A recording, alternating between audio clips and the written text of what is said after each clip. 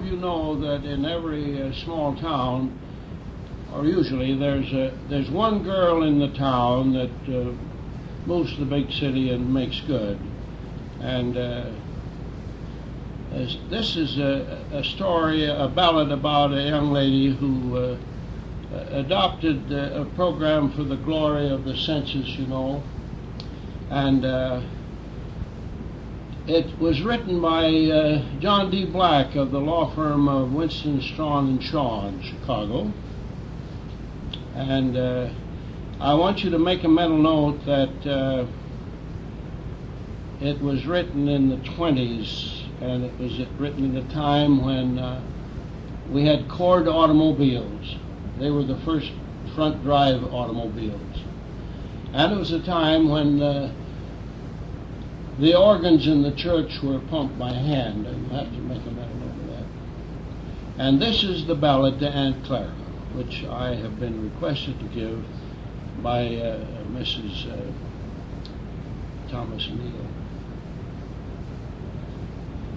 Well, we never mention Aunt Clara, for her picture is turned to the wall.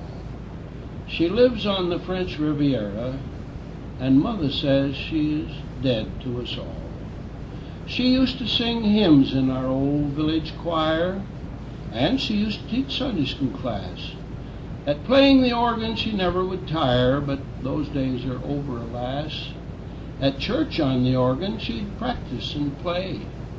And the preacher would pump up and down. But his wife caught him pumping the organ one day, and that's when Aunt Clara left town. With riches he tempted to lure her to sin, her innocent virtue to smirch, but her honor was strong, and she only gave in when he gave her the deed to the church. They said no one cared if she never came back when she left for her fortune to seek. But the boys at the firehouse all draped it in black, and the ball team wore mourning all week.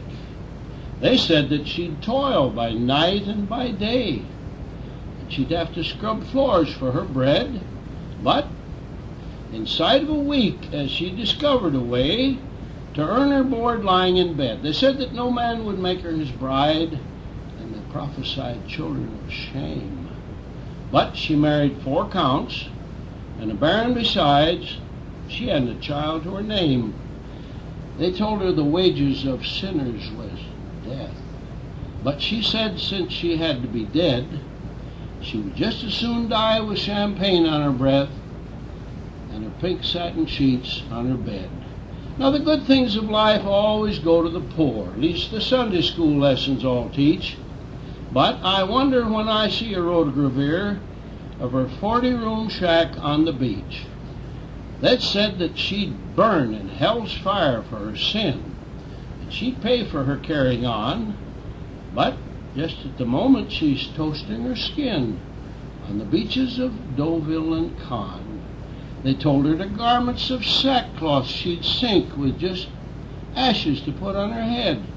But again, at the moment, it's ermine and mink and a diamond tiara instead. No, we never mention Aunt Clara, for her picture is turned to the wall. She lives on the French Riviera, and Mother says she is dead to us all. Finally, they said that she's sunken, and they said that she fell from the narrow and virtuous path. But her French formal gardens are sunken as well, and so is her pink marble bath. Now the good things of life always go to the poor, at least the Sunday school lessons all teach. And I wonder when I see that rotogravure of her 40-room shack on the beach. They said that she'd live in the muck and the mud, but the papers just published a snap of Aunt Clara at Nice with the Prince of the Blood and the bishop asleep on her lap. Now my mother's life has been pious and meek, and she drives in a second-hand Ford. But Aunt Clara received for her birthday last week a Rolls Royce and a Stutz and a cord.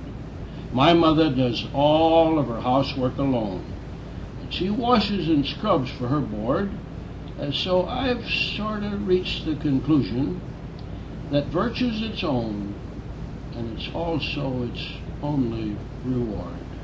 No, we never mention Aunt Clara, but I think when I grow to be tall, I shall move to the French Riviera and let Mother turn me to the wall.